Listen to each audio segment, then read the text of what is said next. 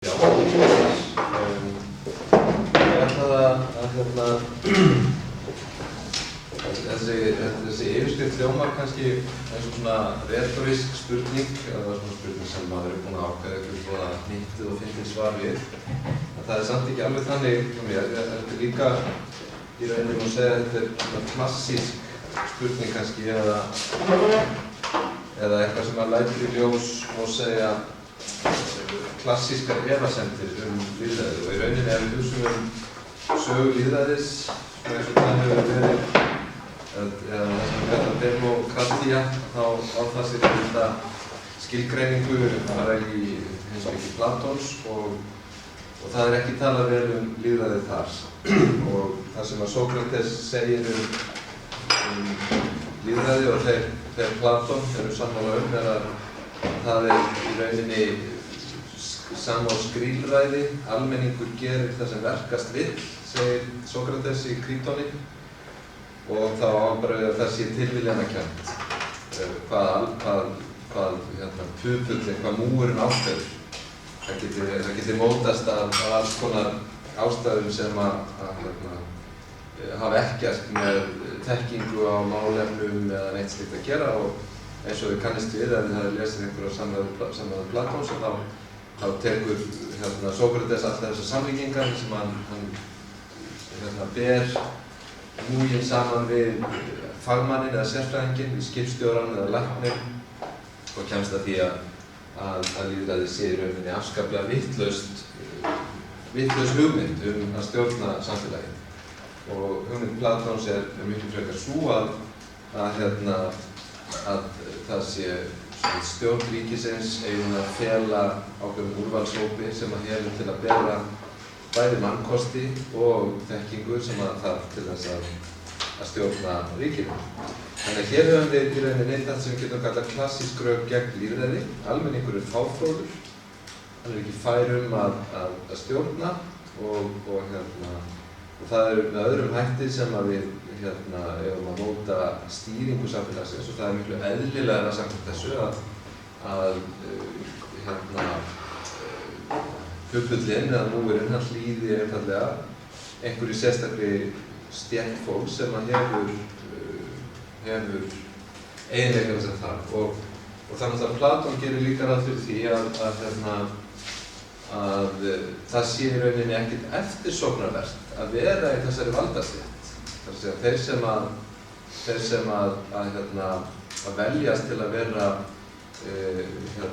verðir, eða mann ekki nákvæmlega hvaða orð við notað í íslensku þýðingunum við verðir, eða svona þeir sem hugsa ríkið, þeir sækjast ekkert eftir því, þeir eru eiginlega hálf dregnir út í það. Það eru engin fríðindi sem fylgja því, þvert á móti að þá gera þeir það fyrst og næst af einni ástæðu, af því þeir vita ef þeir gera það ekki þá mun einhverjir aðrir verri þess að gera það.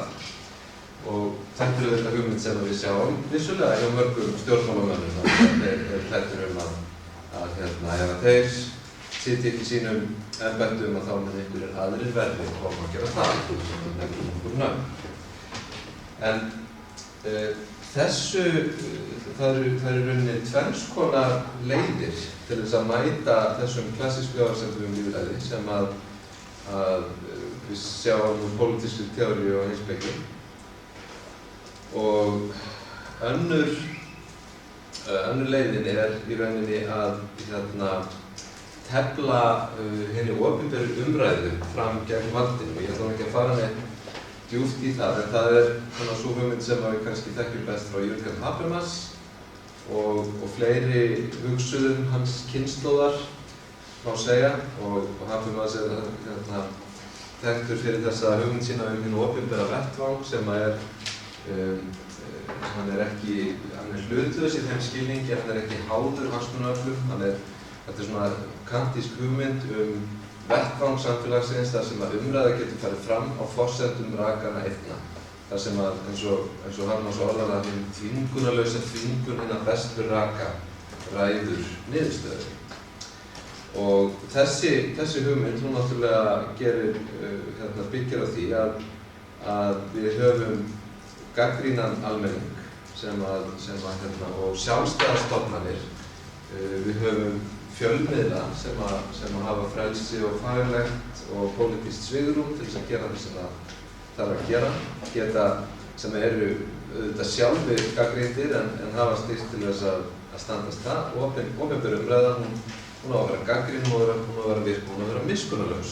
Og þetta, þessu ímyndin nefni Habermas, við getum líka nefnt svona höfunda eins og Hönnu Arendt sem hefur orðið mjög vinsæl núna í seinni tíð aftur.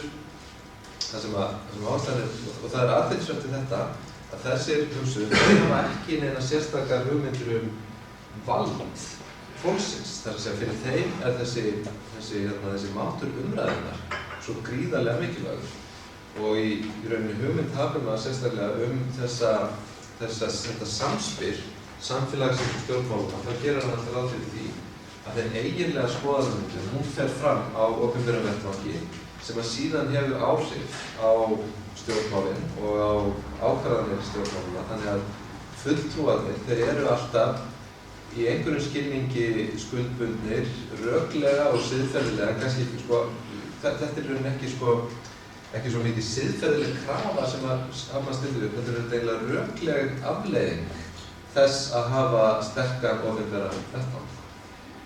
Og þessi bæði tvö, bæði Hannah Arendt og Habermas, og það er að nefna fleiri, þau eru ekki sérstakir áhugamenn það sem við kalla beinlýðræði. Þau hafa áhyggjur af því og þau deila þess vegna einmitt þessum klassísku efasemdum sem við sjáum hjá Platoni einmitt það að láta almenning hafa völdin, láta almenning fyrir að taka ákvarðanir. En finnst að þarna þurfa að vera ákveðin gildi og svo framvegis. Og vandinn þarna er kannski sá að það er í rauninni mjög erfitt að sjá hvernig þessi opinbera umræða, hvernig sem á það er litið, hvernig hún mótar stjórnmál. Við erum oft mikið að skammast yfir hvað þeim opinbera umræða stendur. Man finnst umræðan vera afskaplega léleg og svona, það er svona klassísk rökræða hér.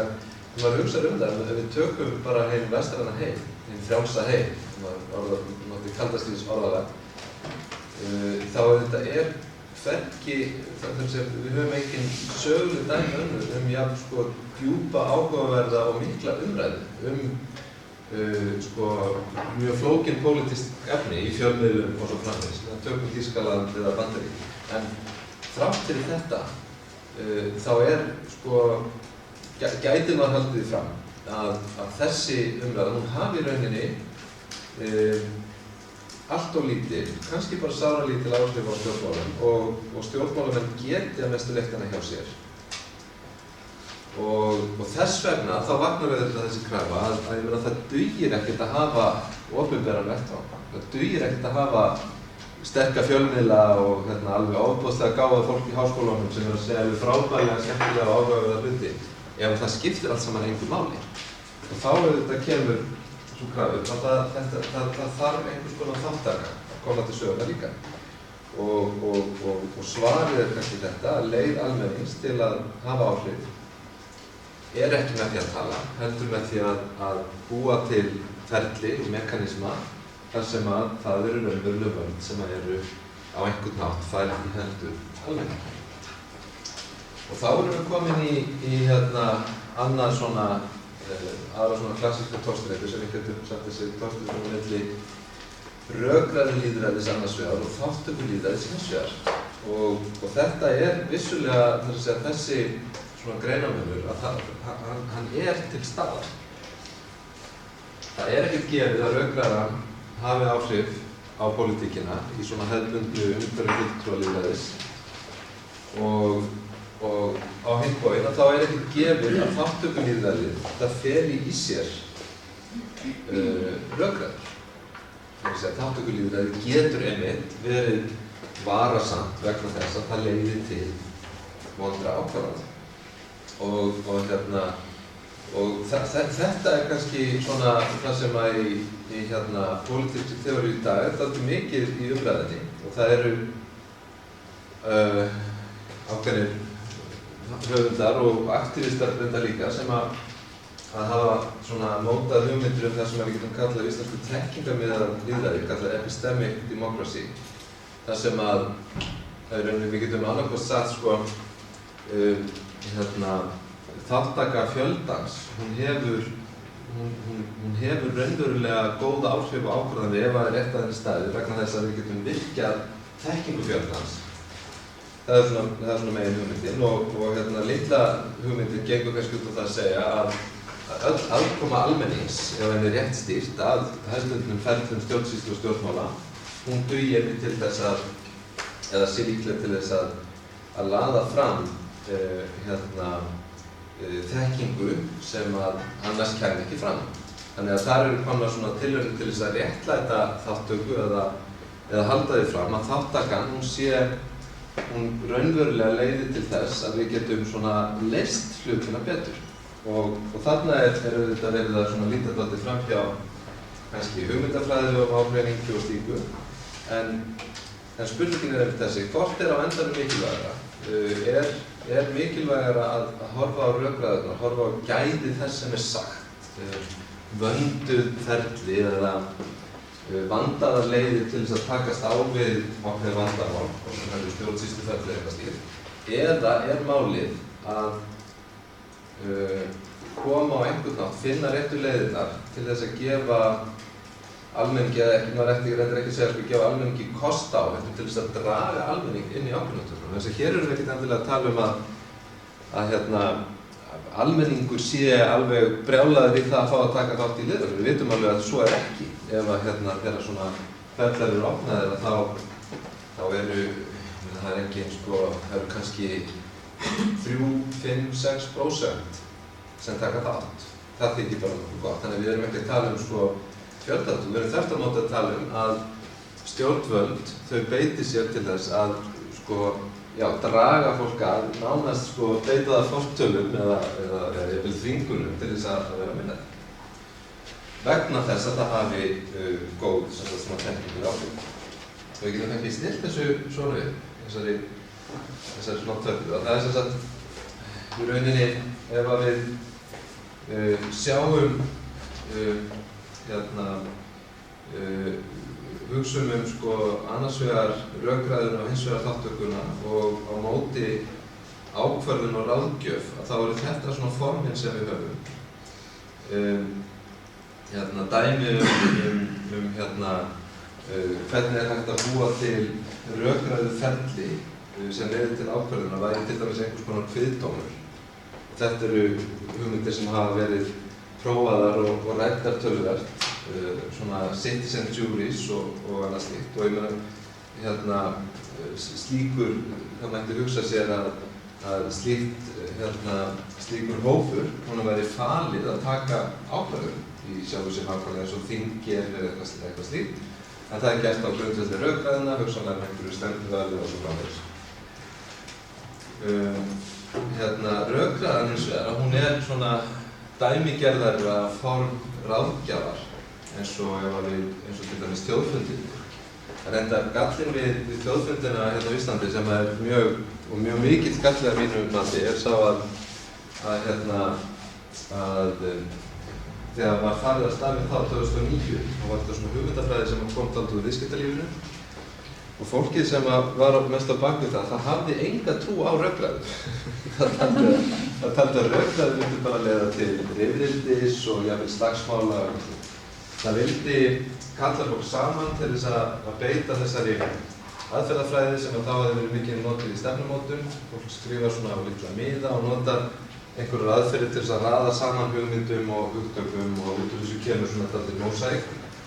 Ég held að gallinn við þetta sem ég sá að það er ekki nokkrar ályktanir hægt að draga á þjóðfundi. Þjóðfundur er bara svona óbefli þar sem fólk skemmtir sér og það getur haft mjög góðar afleiðingar á þann hátt en það hjálpar okkur ekki við að komast að niðurstöðu. Það eru til aðra leiðir hins vegar þar sem að svona rökræður eru notaðar markvisst til að gera það. Og þátttökuformin, ég meina við getum hugsað okkur ákvörðunarferli þar sem að er beint þjóðaratkvæðagreiðslu eða því sem að crowdsourcing sem hefur verið kallað lýðvistun. Crowdsourcing er einmitt ekkert endilega rökræðuferli, það getur verið, það þarf ekki verið. Það er bara einhver aðferð sem er notuð til að sampla eins og hægt er utan úr gegnum netið almenningi á. Og þá hugmyndin þessi að ef að fólk kemur inn í þetta þá virkjast einhvern veginn þekking fjöldans. Þannig að þetta orðin alveg sko öfukenning við kenningu Platons. Og svo kannski, ef við hugsum þátttöku og ráðgefandi hlutverk kennara, þá getum við kannski séð hérna almennu og opinberu umræðu þannig. Og ég held að þegar við erum að tala lýðræði í dag, að þá athyglin ekki svo mjög að beinast að fulltrúa lýðræðinu, heldur fyrst og fremst að ferlum eins og þessu. Og þó að maður ætti nú ekki að fara að segja að Platón hafi rangt fyrir sér, því það segir maður aldrei, að þá þessi hugmynd að almenningur sé heimskur og fáfróður og fullur einhverjum tilfinningum, hún stenst ekki alveg þær hugmyndir sem við höfum upplýst og menntað samfélag í samtíma. Og ég langar að fara aðeins út í, til að klára þetta, fara aðeins út í sem sagt aðra sálma, eða svona í framhald af því.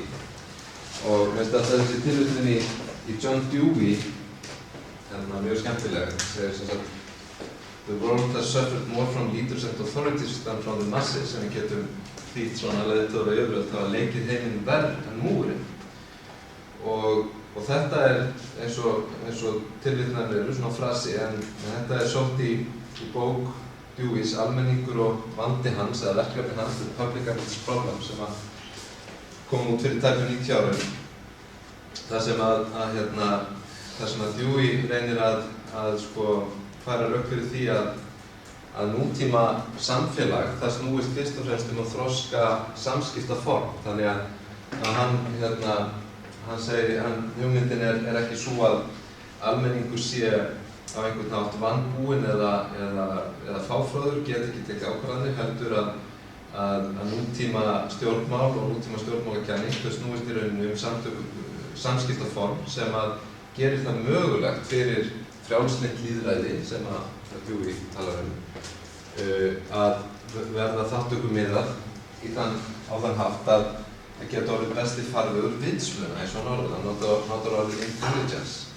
Og sker sig þannig dálítið frá svona þessum klassísku heimspekingum sem alltaf dálítið uppteknir af skynsemi. Dewey horfir ekki á skynsemi, heldur frekar á vitsmunina eða svona hæfileikann til þess að leysa vandamál. Og þá getum við einmitt sagt, ok, ég meina, ef við horfum svona á Dewey dálítið svona hann er svona dálítið óideológískur hugsuður, sko.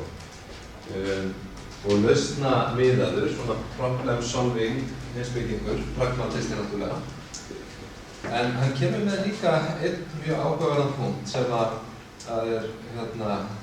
er gaman að spá hans í. Og ok, við getum spurt svona, sko, ef að góðar ákvarðanir krefjast listunar þekkingar, hvers vegna ekki láta sérfræðingana ráða? Alveg eins og Platón var svona að útskýra fyrir okkur og væri eina vitið. Akkur ekki að og ég meina, þegar Dewey skrifar þessa bók á 3. áratugum, þá er svona teknokrasía í Bandaríkjunum í mjög mikið hávegum höfð, sko. Herbert Hoover, sem verður forseti líklega 28, hann er verkfræðingur og það er svona þessi hugmyndum, sko, framtíðarsamfélagi þar sem að tæknimenn, verkfræðingar ekki síst, eru í rauninni í svona leiðandi hlutverki, mjög sterk á þessum tíma. Og Dewey á vissuleyti að svara þessu, og þetta er svona hugmynd sem kemur alltaf upp annars slagið.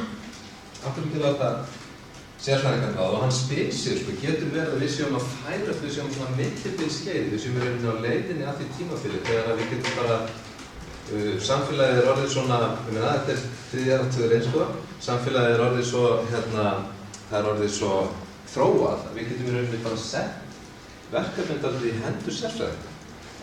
Og minnir skemmtilega kannski á Vilmund Gylfason líka, það er hann orð. En þessi hugmynd. En Dewey hafnar þessu í rauninni og hann með því móti að segja, sko, og þetta er alltaf athyglisverð röksemd, sko. Það er misskilningur að halda að þeir sem ekki geta stjórna sig sjálfir, þeir geti lotið stjórn annarra. Og þetta er alltaf svona þessi hugmyndum sko nútíma samfélagi þar sem að fólk er menntað og hefur þekkingu, að þá einfaldlega er hugmyndin sko elítu, hvort sem hún þekkingarelíta eða pólitísk elíta, það eitthvað bogið við hana. Elíta, hún getur ekki þrifist í þessum skilningi eins og Dewey sér nútíma samfélag fyrir sig. Þannig ef að fjöldinn getur ekki tekið ákvarðanir, þá getur hún heldur ekki látið sérfræðingarna stjórna sér. Og það kemur þá frekar þetta. Sérfræðingurinn veit eitt en leikmaðurinn annað og það hlutverk hins almenna borgara ekki að vera sérfræðingur, heldur að veita sérfræðingurum aðhald. Sérfræðingurinn hefur tilhneigingu til að sjá hlutina þröngt, almenningur hefur tilhneigingu til að sjá hlutina vítt og það mikilvægt að hafa hvort tveggja. Vegna þessum leiðir og sérfræðingar eru látnir taka ákvarðanir að þá misskilja þeir allt í grundvallaratriðum til að sjá hlutina í allt og þröngu ljósi. Og þess vegna þarf að hugsa gildisdóma og þegar hann talar gildisdóma þannig að tala markmið samfélagsins. Hvaða markmið setja með sér, hvaða áætlanir gerðar. Þetta eru gildisdóma sem að byggja á einhvern hátt á staðreyndum en þær verða ekki dregnar beinlínis af staðreyndum. Þannig að við getum hugsað þetta svona og þetta dálítið magnatismin alltaf að hugsa þessa spurningu samspil almennings og vald þegar við erum að hugsa þekkingu á þennan hátt. Að við þurfum að hugsa traust og vantraust, annars vegar þekkingu og vanþekkingu hins vegar. Og við höfum eins og alltaf, ef við stillum upp svona mörgum, 4 kosti. Við höfum stöðu þar sem almenningur hefur þekkingu en ber ekki traust til stjórnvalda. Við höfum stöðuna þar sem að það bæði þekking og traust til staðar. Við höfum stöðu þar sem vanþekking og traust og vanþekking og vantraust. Og við getum alveg séð hverja lýsingu í ákveðnum samfélögum sem við hugsum okkur. Við getum séð traust og vanþekkingu í samfélagi þar sem að ríkir einhvers konar harðstjórn eða fólk hefur kannski litla menntunartæki möguleika eða eitthvað slíkt eða einræði samfélög. Ég er líka til dæmis að hugsa Sovétríki Stalíns út frá módelinu vanþekking og traust vegna þess að Sovétmenn á 1953 báru svo ótrúlegt traust til Stalíns að fylgi Pútíns að bliknar í hliðina á því. Þjóðin grét þegar leiðtoginn dó. Það annað en svona ofsafengið traust. En það traust sem á einhvern veginn tengt líka djúpri vanþekkingu á samfélagi aðstæðum og öll því. Ef við höfum þekkingu og traust, það náttúrulega einhver leyti hið fullkomna samfélag. Eða samfélagi eins og það ætti að vera. Þar sem við höfum einhvers konar flæði á milli almennings og stjórnvalda, þar sem er raunverulega hægt að hugsa til lengri tíma. En áhugaverðasta staðan í rauninni þessi hér, vantraust og þekking. Það að segja þegar almenningur hefur þá þekkingu sem þarf til þess að taka ákvarðanir og til þess að skilja ferla í samfélaginu, til þess að geta séð langtíma afleiðingar sem gert, en treystir ekki stjórnvöldum. Og ég held að mitt uppáhaldsdæmi um þetta í rauninni skuldaniðurfellingin. Og það getur vel einhvern svo ásammála mér, en það verður að hafa það. Ég meina, þar höfum við hagstjórnar aðgerð sem að næstum því allir vita að mjög heimskuleg og mjög líklega að hafa slæmar afleiðingar fyrir alla til einhvern tíma. Allir vita þetta. Samt eru mjög margir sem að kjósa flokkinn sem vil gera þetta. Af hverju? Er fólk svona heimst? Það væri einfalda skýringin að segja að fólk skilur þetta ekki. Fólk skilur ekki hagfræðina bakvið eitthvað svona. En önnur skýring sem við miklu nærtækari held ég að segja hérna höfum við einmitt dæmi þar sem fólk hefur vissulega þekkinguna en það treystir ekki stjórnvöldum. Það fær möguleikin sem það hefur að fá pening núna eða trú á einhverja langtíma aðgerðir sem að krefjast þess að það sé samspil á milli þess sem að núverandi ríkisstjórn ákvörður svona auðvitað er peningi núna. Hvaðan? Það bara augljóst. Og síðan þannig að þekking og vantraust, hún kemur í veg fyrir langtíma stefnumótun. Það kannski það sem það alvarlega merkilega í þessu. Og síðan höfum við þetta vanþekking og vantraust eða svo sem þetta segir þetta, en þetta held ég að sé kannski það sem svona áhugaverðast hér. Og þetta segir okkur kannski að það sem er áhugaverst þegar maður að tala lýðræði og leiðir almennings til þátttöku að spurningin eiginlega, og það aftur tengist kannski þessum uppálega titli, þátttakan, hún á einhvern veginn líkleg til þess að skapa traust til lengri tíma. Og þá þarf hún að vera það þannig að hún hafi bæði þessi áhrif að það sé svona ókaltæðin hugmynd ríkjandi það hvernig hægt sé að hafa áhrif á pólitíska ferla. Þar sem fólk hafa einhvern veginn á tilfinninguna að það geti gert það, hvort sem það gerir það eða ekki. Og þannig að traustið til lengri tíma geti komið fram. Og þá kannski þessi spurning hvort mikilvægara að gagnrýna á rökræðuhlutverkið eða möguleikinn á að grípa inn í. Það kannski, við viljum kannski ekki endilega gera þetta upp á milli, þetta hvort tveggja, mjög mikilvægt. Það ekki hægt og það að segja sko nei, við viljum ekki hafa of mikið einhverju þátttöku eða almenningslýðræði, við viljum fyrst og fremst taka rökræðuna. Það skilur eftir þennan mikilvæga þátt aðhaldsins.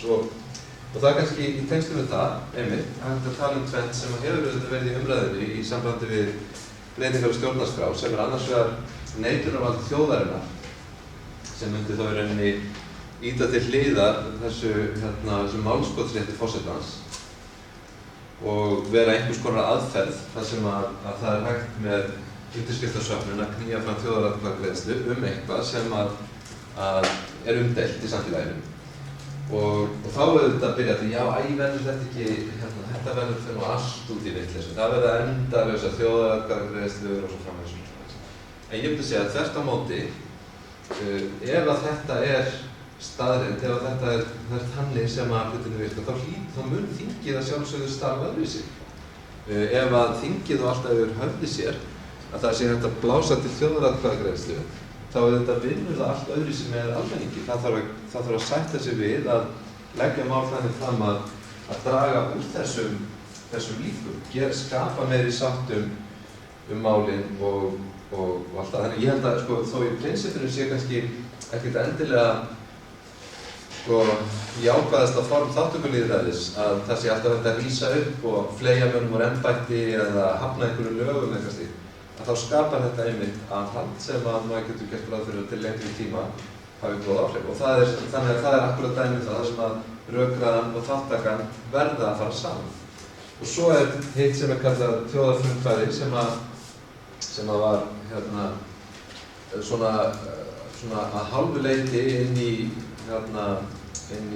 draugum stjórnlagaráðs en þykir líka allt of áhættusamt til þess að vera í nýju þessum tillögum sem reyndar alveg steingleymdar eftir að Sigmundur Davíð Gunnlaugsson gaf sitt fræga viðtal. En það önnur leið, þar sem að maður myndi hugsa með sér að það hefur almenningur leið til þess að leggja fram mál. Og það þarf ekkert að vera eitthvað neikvætt, það þarf ekkert að vera þannig að löggjafinn upplifir það sem einhverja aðferð að sér þetta sé gert þvert á móti. Það getur verið bara mjög svona algeng og góð leið til þess að koma til það svona. En sem sagt, þannig að ef maður ætti nú að reyna að svara spurningunni, getur við að þarf vitleysu? Já, auðvitað getur við að þarf vitleysu. En það fer ekkert í vitleysu í þessum skilningi sem lang algengast að hafa áhyggjur af því. Það er að segja að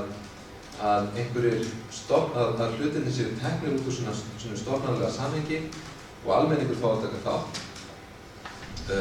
Heldur fer það til vitleysu þegar að fólk á einhvern hátt neitar að horfast í augu við það að til þess að hafa virkan almenning þá verður að vera hvort tveggja til staðar einhvers konar opinber rökræða og líka möguleikinn til þess að hafa hrein áhrif á það sem er að gerast.